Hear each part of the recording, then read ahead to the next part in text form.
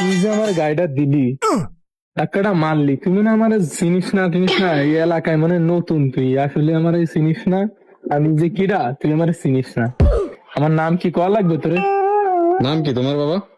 আমার নাম নাহিদ। কি নাম? আমার নাম নাহিদ, তাই না? আচ্ছা আচ্ছা নাহিদ, শোনো, দেখো, তোমার নাম তো লিখছি, তুমি আমাদের 40 দিনের একটা সফর আছে, ঠিক আছে? এখানে তুমি যদি যাও, তোমার এই কথা বলার যে ডাইস অঙ্গভঙ্গি যেভাবে বলতেছো তো দেখলাম, সব ঠিক হয়ে যাবে না। আর তুমি দিনের পথে থাকতে পারবে না, আল্লাহর পথে চলতে পারবে না, সবকিছু ঠিক হবে না, ভালো হবে না। আচ্ছা ওই টুপিটা পরাই দাও নাহিদকে। হুজুর দাঁড়ান, আমার একটা কথা শুনুন হুজুর। আমার আসলে কাহিনীটা হচ্ছে কি, আমার বাড়ি আসতে চাইতে ফার্স্টে ঘোড়ার ঘাস কাটতে হয় নিয়মিত।